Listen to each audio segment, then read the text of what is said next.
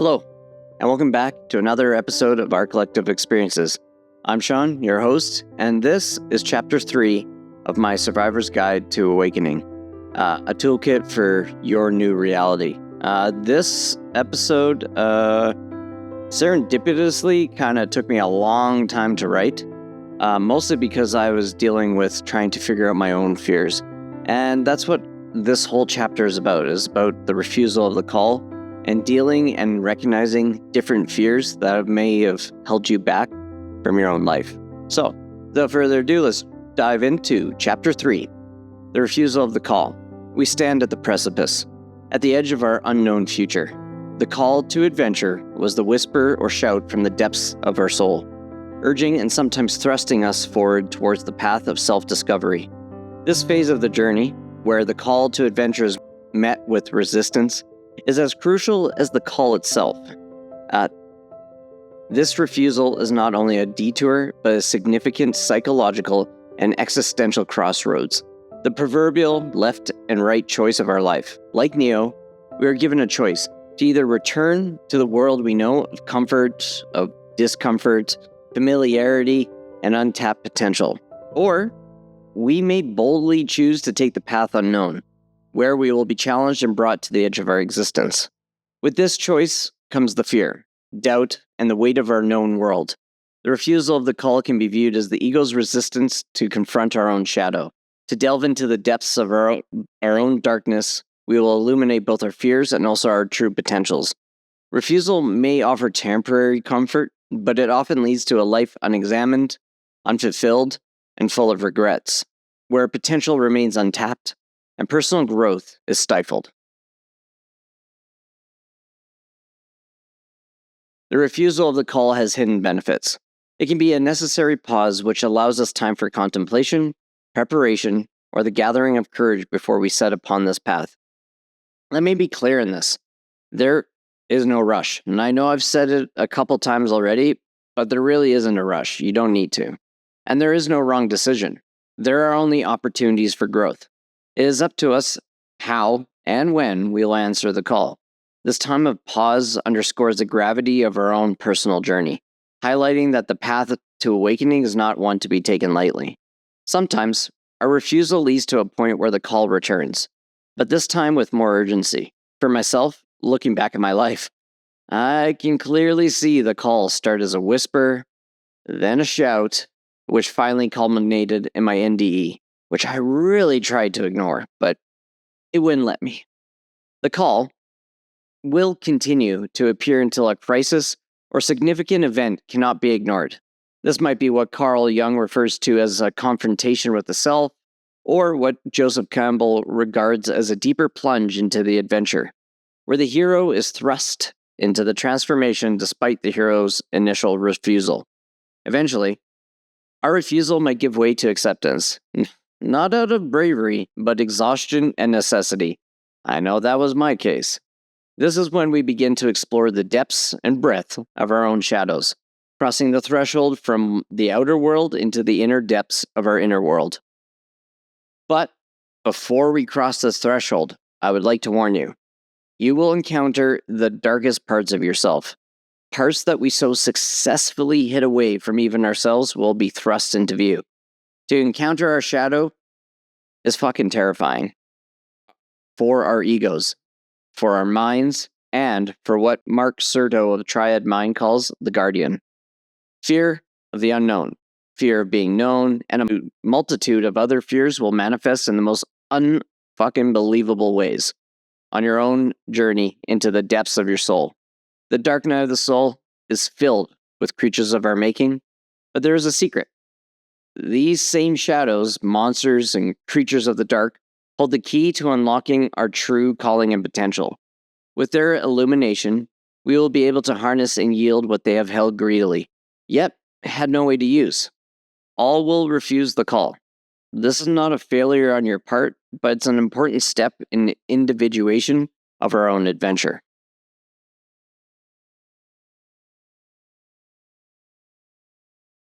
The refusal and how it can manifest. The refusal of the call can manifest in various ways in people's lives.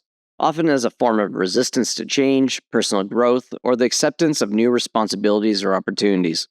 Here are some examples illustrating how this might look, and I relate to the vast majority of these. Staying in an unfulfilling job or relationship. Someone might ignore the inner call to pursue their passion or leave a toxic relationship, choosing the familiarity and security of the status quo over the uncertainty of change. They might rationalize this by saying they're not ready or that they can't afford to take risks. And I know that was mine. Ignoring health signals. A person might refuse to acknowledge their body's call to change lifestyle habits despite clear signs of deteriorating health, i.e., like stress, weight gain, or chronic fatigue. Instead of addressing these issues, they might continue with unhealthy behaviors, essentially refusing the call to better health and well-being. Avoidance of self-reflection.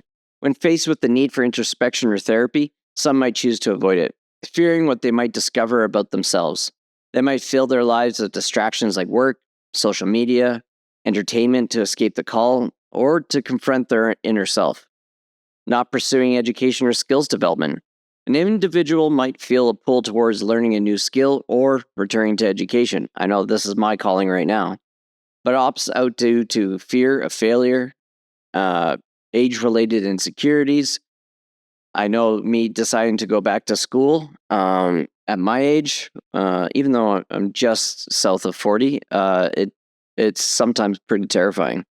Or the comfort of their current knowledge level. This refusal can keep them from personal and professional growth.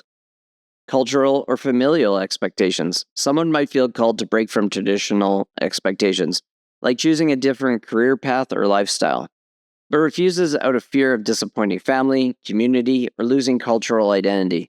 This can manifest as living a life not fully their own, aligning with external expectations rather than internal desires.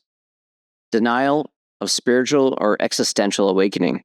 After experiencing profound spiritual or existential insights, like after an NDE, meditation practice, a Kundalini awakening, or during a life crisis, a person might retreat back into materialism or cynicism, choosing to ignore the call to explore these new dimensions of life, perhaps out of fear of the unknown or the implications of such a shift in perspective.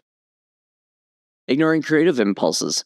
Artists or creatives might feel a strong call to create but refuse it due to self-doubt, fear, or criticism, or the demands of daily life. This refusal can lead to a life where they suppress their creative voice, resulting in a sense of unfulfillment or depression. Reluctance to travel or move. Someone might have a deep-seated desire to travel or relocate due to a new place where they feel they could thrive, but they refuse due to comfort, fear of the unknown, or logistical reasons, thus missing out on a potential life-changing experience. Avoiding leadership roles. An individual might be encouraged or feel internally compelled to lead or start something new, but refuses the call due to imposter syndrome, fear of responsibility, or a preference for staying in the background, thus not realizing their potential to influence or innovate. Postponing life changes. Delaying major life decisions like starting a family, getting married, or changing careers due to fear of commitment or being overwhelmed by the magnitude of the change. This postponement can lead to a life of what-ifs and regret. Ignoring a passion for writing. Someone might have always loved writing stories or poetry as a child, but as an adult, dismisses it as a hobby not worth pursuing professionally. Instead of heeding the call to write, they might choose a more conventional career, leaving their creative side unexpressed and their potential as a writer unexplored. Suppressing artistic talent. An individual might have a natural talent for painting or music, but never fully pursue it because they've been told it's not a real job. They might keep their art supplies in the closet or their instrument gathering dust, feeling a pull to create, but convincing themselves there's no time, or it's just not practical. Not speaking up. This is a big-ass one for me. Someone might feel a strong urge to speak out about an issue they're passionate about, or to stand up for themselves in a relationship or at work. However, fear of confrontation or rejection leads them to stay silent, missing opportunities to assert themselves or make a difference. I know for myself, the fear of confrontation, I would have to get emotionally so revved up it would have to push me right to the limit before I'd have an actual confrontation, and it would be an explosion at that time because I just couldn't do something a little bit lower.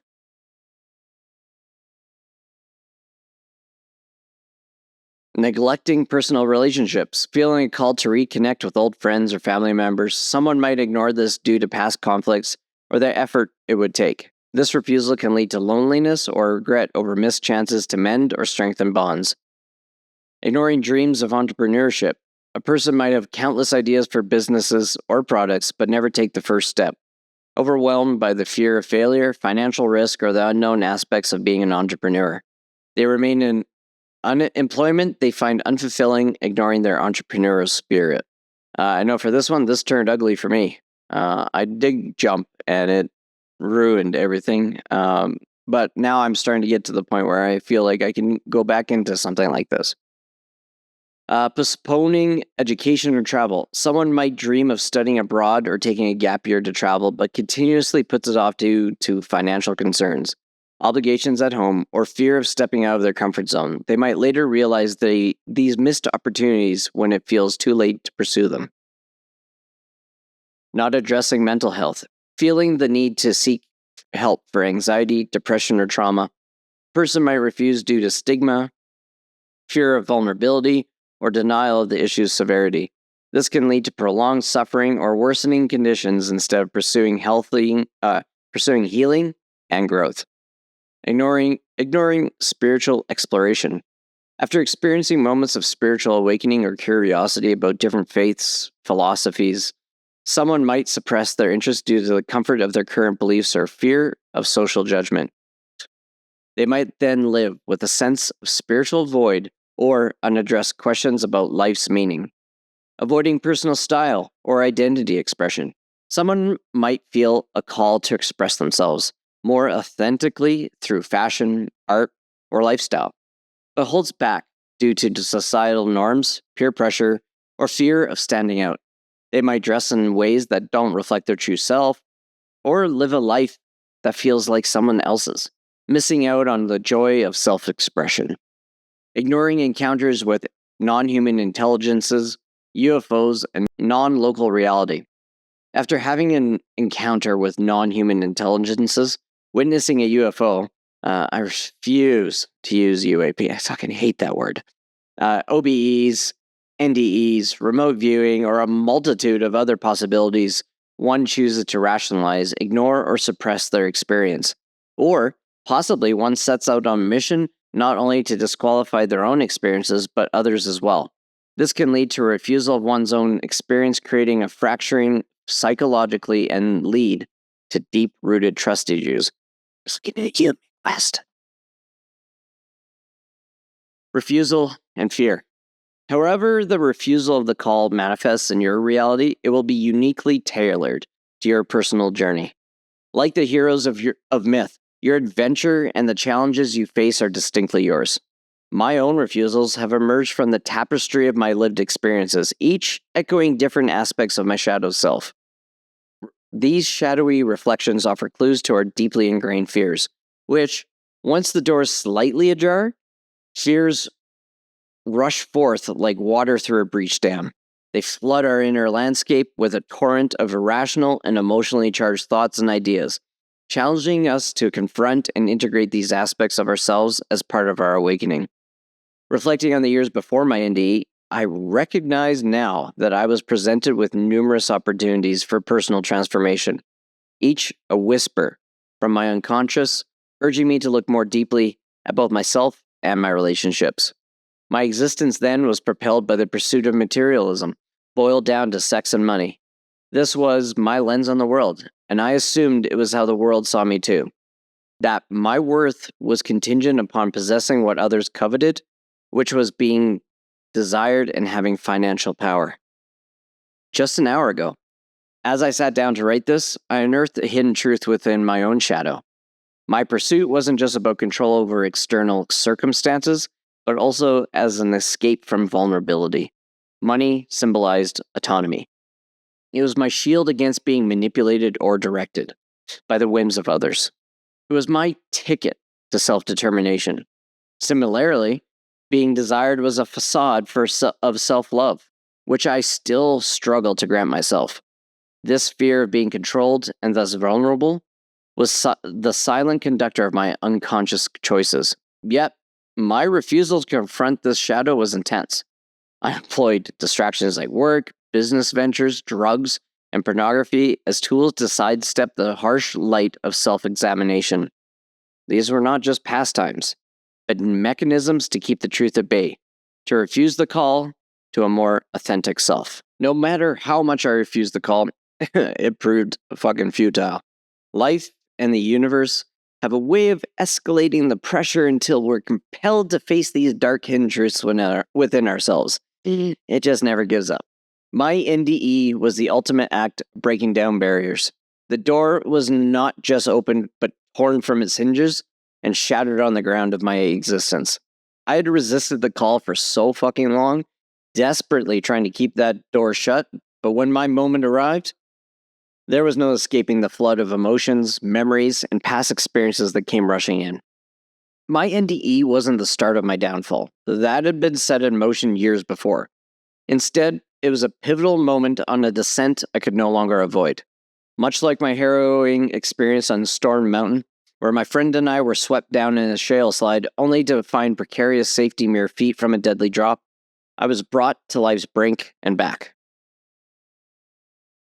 The aftermath of my NDE left me bloodied and battered, navigating through emotions and experiences I wouldn't wish on anyone, not even the jerk who cuts me off in traffic. Though it's... archetypally, I was the trickster of my own tale, sabotaging my path with reckless abandon, chasing instant gratification over long-term growth, neglecting responsibility for the thrill of the moment. My life was a canvas of possibilities, but my own self-indulgence painted over them with strokes of chaos. This behavior didn't just affect me, but ripped through the lives of those I loved. However, my NDE transformed me into the fool, granting me a fresh slate, an adventure filled with potential. The stark message, "This is your last chance," hung over me, not just as a warning, but as a catalyst for confronting my inner demons, leading to my diagnosis of borderline personality disorder and ADHD. Yet, this refusal of the call was merely one among many. I now understand that every choice in life can be viewed as a potential refusal of the call, or refusal of growth. My fears no longer just point to what I avoid, but towards an unseen future filled with adventures, love, and hopefully gratitude and fulfillment. It's a stark contrast to the previous chapters of what ifs in my life. So what refusals in your own life have you been ignoring? How might they be guiding you towards a path less traveled, filled with opportunities for growth, love, and self-discovery? And there will be challenges within these paths, but the goal at the end of the path is worth it. Expanding on the connection between your life's journey and archetypes, particularly in the context of the refusal of the call, can offer a deeper understanding of personal transformation. So, the trickster. The description. The trickster is an archetype known for disruption, cunning, and often self-sabotage. This archetype thrives on chaos, sometimes for the sake of learning or transformation, but often at the expense of stability. My own example is, in my own narrative, I identify as having been the trickster, engaging in risky behaviors for the thrill, neglecting long-term responsibilities for immediate gratification, and this might manifest in decisions like jumping from job to job, engaging in risky financial ventures, or in relationships where you might have been the catalyst for chaos, perhaps through infidelity or constant upheaval. Refusal of the call. By being the trickster, I was refusing the call to maturity, stability, and self-accountability, choosing instead to live in the moment's excitement, which often led to pain for both myself and others. The Fool. The Fool represents innocence, beginnings, and the potential for growth. This archetype is not foolish in the pejorative sense, but instead embodies the spirit of embarking on new journeys without the baggage of past failures. My personal example, after my NDE, my transition into the Fool was embracing a new beginning. This might be seen in how I now approach life with a sense of wonder, perhaps starting to learn new skills, exploring spirituality, or finally committing to healing for my diagnosed conditions. and it's not always that smooth. Answering the call. The shift signifies accepting the call to a life of self-discovery and healing.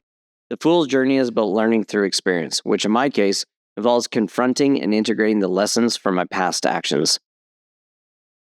I'm not afraid of storms, for I'm learning how to sail my ship. Louise May Alcott. Some more archetypes. The shadow. The shadow represents the parts of ourselves we deny or hide, often our fears, weaknesses, or less socially acceptable traits. My personal examples, my refusal to face these darker aspects might have been evident in my avoidance of introspection through substance abuse or compulsive behaviors like workaholism, pornography addiction, the list goes on. My NDE forced a confrontation with these shadows, leading to a personal growth. The hero. The hero archetype is about overcoming challenges, often through bravery and perseverance. My own journey through and beyond the NDE can be seen as a heroic one where I am not only battling external circumstances, but also internal demons. This includes seeking help for my mental health, which requires courage to face and overcome. Although writing this fills me with imposter syndrome, I really don't like putting my whole thing in the hero, like the fool. The magician. The magician signifies transformation, understanding of the deeper workings of life, and the ability to manifest one's desires through knowledge and will. For my own example is post-NDE, taking control of my life through psychological insight, like understanding my diagnoses, can be seen as stepping into the magician role. I'm now using knowledge of my conditions to transform my life through self-reflection, plant medicine, and lifestyle changes. Integrating archetypes into your own narrative.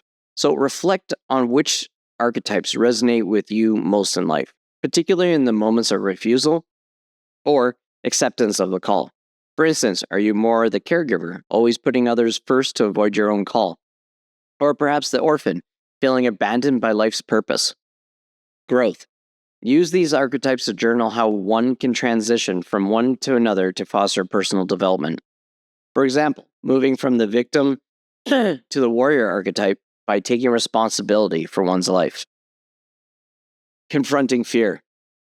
As we delve deeper into the journey of awakening, it's crucial to confront the myriad fears that often lurk in the shadows of our psyche. These fears can be as varied as the individuals who face them, yet they share a common thread. They challenge us at the very moment we're poised to step into our true potential. Think of it another way as a checkpoint before we're about to meet a boss in a video game.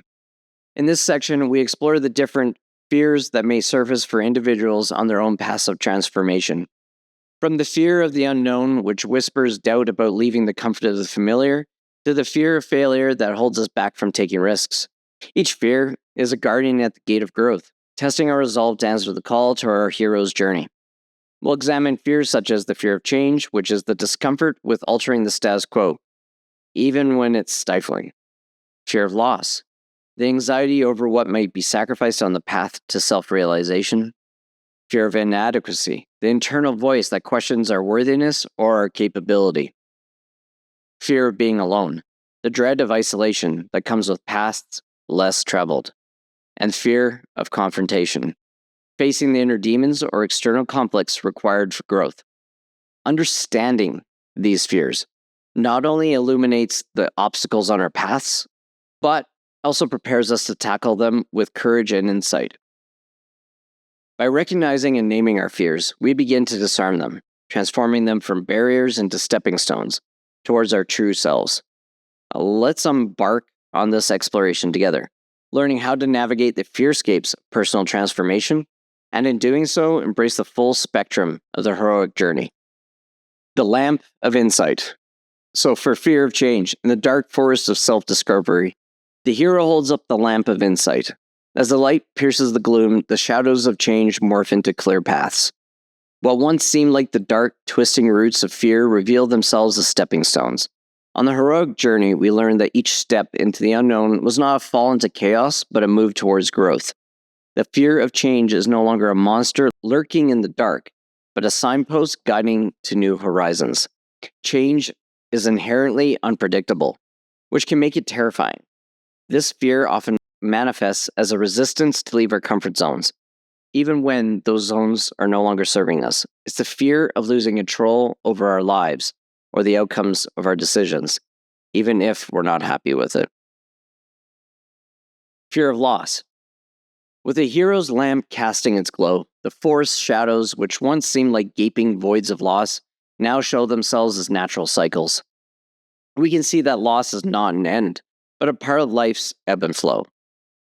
The fear of losing what is known transforms into understanding of letting go, making room for new experiences or deeper connections. The fear becomes a lesson in the impermanence and the beauty of life. This fear centers around what might be given up or lost in the pursuit of one's destiny, be it relationships, material possessions, or aspects of one identity. It's a fear of the cost of transformation. Fear of inadequacy. The light from the hero's lamp illuminates this fear, revealing it is not a monstrous figure, but a reflection of our own image. In the light, you can recognize these doubts as part of the human experience, not truths to be believed. By acknowledging this fear, the hero transforms it into a drive for self-improvement and resilience. The shadow of inadequacy becomes a motivator, pushing the hero to learn and grow.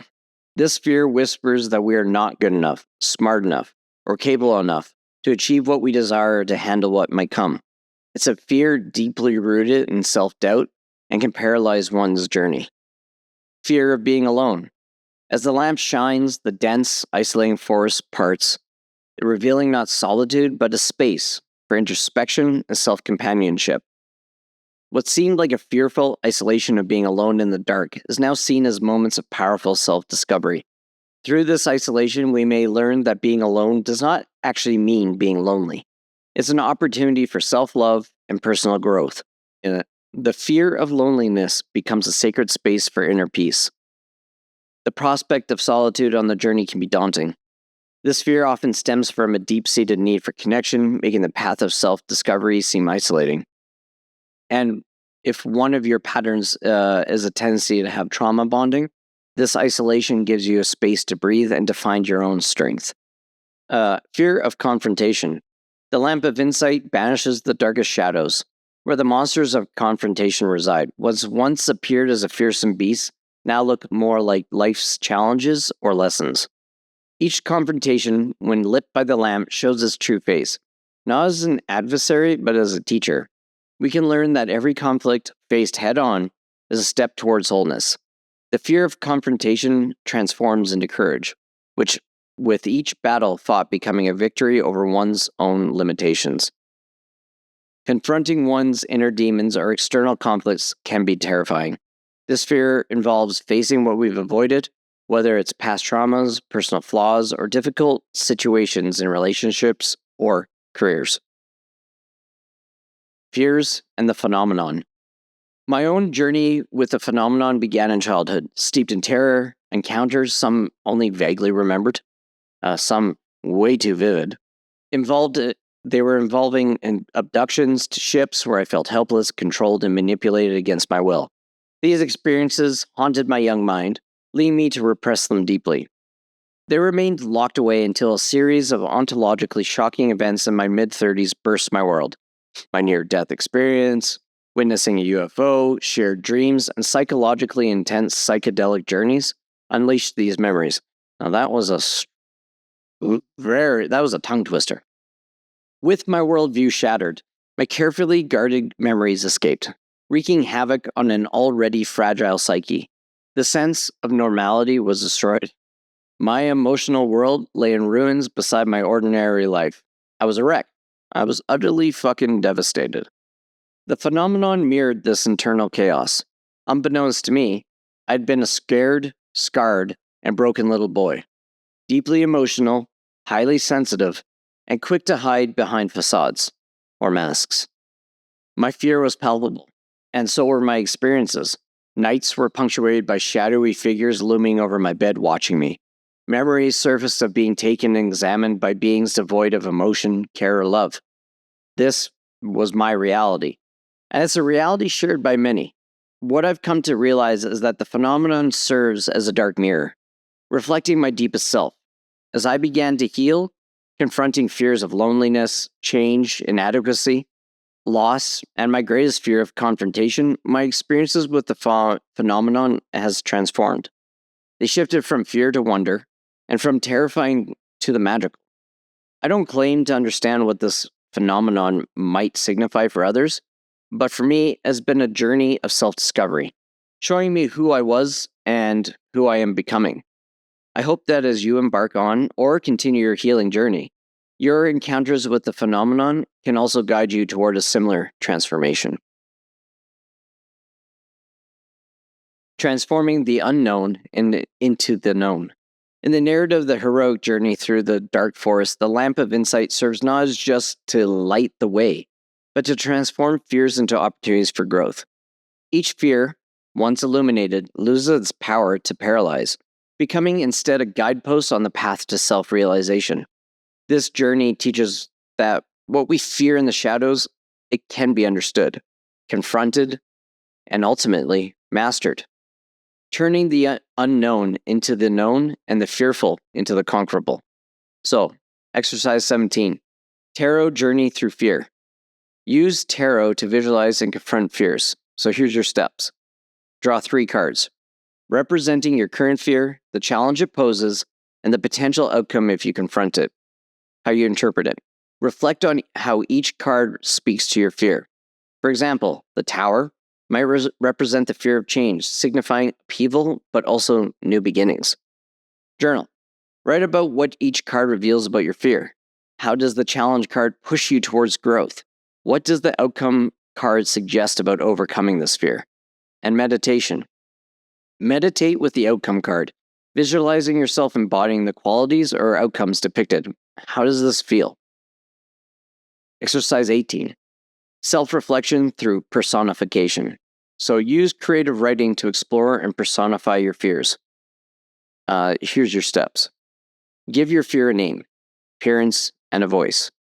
Is it a wise old sage, a child, or a mythical creature? Write a conversation between you and this personified fear. Ask it what it's protecting you from, what it wants you to learn, and how you can move past it. Record insights from this dialogue. How does this personification help you see your fear in a new light? And creative response. Draw or write a story where you and this personified fear work together, or where you transform it into something positive. Nothing in life is to be feared, it is only to be understood. Madame Marie Curie. Exercise 19. Journaling through archetypal roles. Explore fears through the lens of different archetypes. Select 4 that resonate with your journey, i.e., the hero, the fool, the caregiver, the magician, whatever one speaks to you. If you don't know all of them, and there's a million of them, you can Google archetypes. There's quite a few resources out there. Fear exploration. For each archetype, journal about how this aspect of you perceives your fear. For instance, how would the hero approach the fear of inadequacy? And then roleplay. Write a short narrative where each archetype confronts the fear in its unique way, offering different strategies or insights. And then reflect on which approach felt most empowering or enlightening. How can you apply these lessons in your own life? The letter to fear. To externalize, process, and release fears through expressive writing. So, I want you to write a letter. Address it to your fear. Describe how it's affected your life, what you've learned from it, and what you want to tell it about your journey.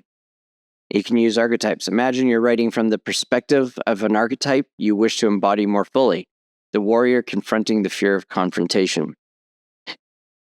Conclude with a statement of empowerment or a promise to yourself about how you will no longer let this fear dictate your actions. Consider a ritual of letting go, perhaps by burning the letter safely, burying it, or symbolically releasing it into water, signifying your readiness to move forward.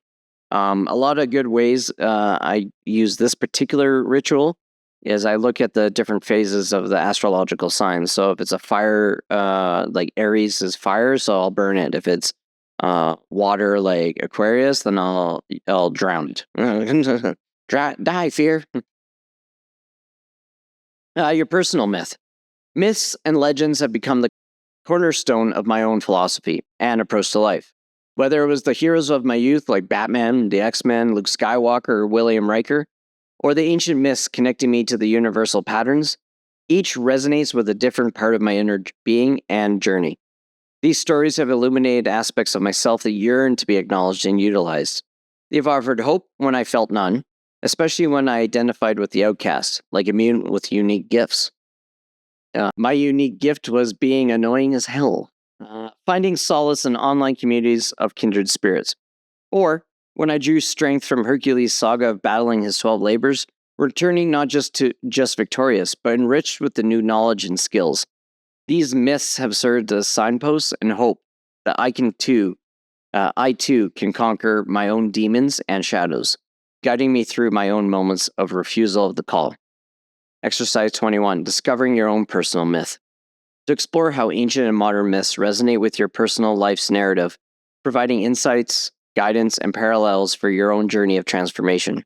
So, myth selection. Reflect on your journey. Start by reflecting on the key moments or themes in your life, your challenges, victories, fears, and desires.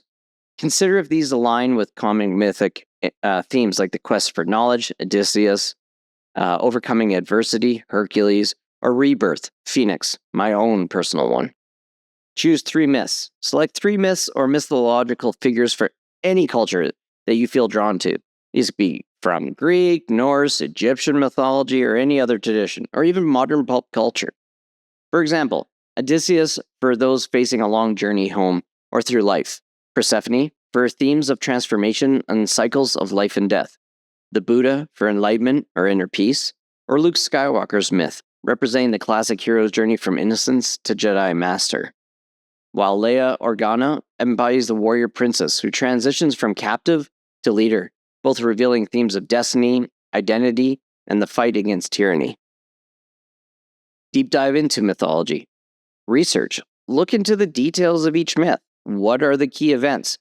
Who are the main characters and what roles do they play? What are the central lessons or moral teachings of these stories? The archetypal elements. Identify the archetype present in these myths. The hero, the mentor, the trickster, and how do these archetypes play out in the story? For your personal connection, for each myth, write about how it mirrors aspects of your own life. Note any events in your life that parallel the mythic narrative. For example, if you've had to navigate through personal chaos like Odysseus, how did you manage it? Characters as aspects. Consider which characters or gods in the myth might represent different parts of your personality or your journey's helpers and adversaries. And then, what are the lessons from these myths that could apply to your current situation or fears? How does the myth's resolution offer you hope or a strategy? Mythic mapping. Draw or write a map of your life journey, placing mythic elements at corresponding points. For instance, label a personal crisis as the underworld journey, like Persephone, or a moment of enlightenment as the Buddha under the Bodhi tree. And then the future path. Project where you think your journey might lead, using elements from your myths as metaphors for future challenges or achievements. Application. Based on your reflections, list 3 actionable steps or changes you could make in your life, inspired by these myths. For instance, if you resonate with the journey of Odysseus, perhaps your action might be to plan a return home by connecting with family or your true self. If Persephone speaks to you, you might embrace seasonal changes in your life, understanding that transformation and growth are cyclical. And then in your journal, where you periodically revisit your myths, how have your interpretations changed? Have new myths resonated with you as your journey evolves? Joseph Campbell liked to say that we have different myths for different ages. So we have myths that speak to us when we're young. We have myths when we move into our teen years and our adult years. And then when we're aging, a whole new set of myths start resonating very deeply. So check up back often. You might be evolving faster than you think. Evolving sounds kind of like X-Men, but like your growth might be moving quicker than you think. So those myths that once were like deeply resonant with you might change and grow. So keep eye out for more ones that speak to you more.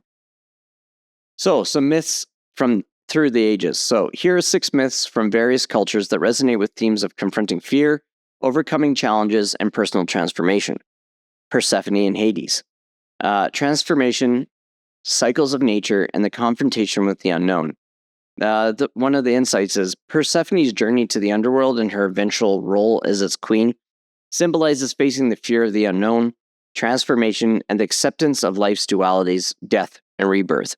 This myth teaches about the necessity of embracing all parts of life to achieve wholeness. Gilgamesh. It's a Mesopotamian mythology. The theme is fear of death, quest for immortality, and personal growth. Gilgamesh's epic quest to find immortality after the death of his friend Enkidu represents a confrontation with the ultimate human fear, death. His journey leads to the realization that immortality lies not in physical life, but in legacy and living fully, teaching us to face our mortality with courage. That seems very resonant right now with all these things about impending Armageddon. We have to face all of this with courage. The story of the Buddha, Buddhist mythology. The theme is overcoming fear through enlightenment. Insight. Siddhartha Gautama's journey from prince to Buddha is one of confronting existential fears like suffering, aging, sickness, and death. His enlightenment under the Bodhi tree shows that fear can be transcended through understanding and compassion, offering a path to peace. The hero twins, Hunapu and Balanku. I can't pronounce them. I can read them, but I can't pronounce them. Mayan mythology. The theme is facing the underworld, overcoming trials, and rebirth. Insight. These twins descend into the underworld to battle the lords of Zabalba, facing numerous trials that symbolize human fears and challenges. Their eventual victory and resurrection illustrate that one can overcome even the darkest fears through cunning, unity, and resilience. The myth of Amaterasu and the Heavenly Cave is a Japanese Shinto mythology. Theme: fear of darkness, withdrawal, and renewal. Amaterasu, the sun goddess, retreats into a cave, plunging the world into darkness, symbolizing fear and withdrawal.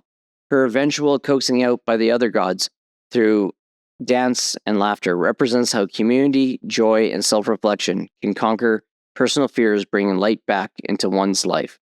You'll notice in the last one, Ra, how similar those are. The quest for the Golden Fleece, Greek mythology. Theme is facing the unknown, courage in the face of danger.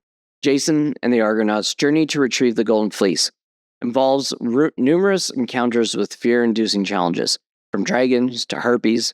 This myth underscores the idea that fear is a part of the adventure, but bravery, teamwork, and wisdom can lead to triumph and personal growth. Ra, Egyptian mythology. Theme: daily rebirth, overcoming darkness, and eternal struggle against chaos. Ra's journey through the sky during the day, and particularly his nighttime voyage through the underworld, aka the Duat, to battle the serpent Apep, symbolizes the daily cycle of life, death, and rebirth. This eternal struggle against chaos, Apep, can be seen as a metaphor for facing one's fears or the forces of darkness within and without. Ra's success in defeating Apep each night ensures the sun's rise, offering a lesson in resilience, the cyclical nature of fear and courage, and the importance of facing our inner and outer demons to bring about light and renewal in our lives. I must not fear. Fear is the mind killer. Fear is the little death that brings total obliteration. I will face my fear. I will permit it to pass over me and through me. And when it has gone past, I will turn the inner eye to see its path. Where the fear is gone, there will be nothing. Only I will remain. Frank Herbert, from Dune. Resources. While confronting my own fears, myths, and legends provided me with the courage to face them head on. Many of the resources listed here are narrative frameworks I've applied to my own life, reflecting how deeply I identified with movies and television during my formative years. Remember, the only thing we truly fear is fear itself. So some nonfiction books. This will be 3 books by C.G. Jung. The Red Book, really enjoyed that. Memories, Dreams, and Reflections is a very interesting read. Flying Saucers, a modern myth of things seen in the sky. John Mack, Abduction. Jeffrey Kripal, Mutants and Mystics. Matthew Crawford, Shop Class of Soulcraft. Marcus Aurelius, Meditations. Michael Pollan, How to Change Your Mind. Some fiction books. I really love these books. Aldous Huxley, Brave New World. Conan the Barbarian series by Robert E. Howard. Joel Haldeman, The Forever War. Larry Niven, Destiny's Road.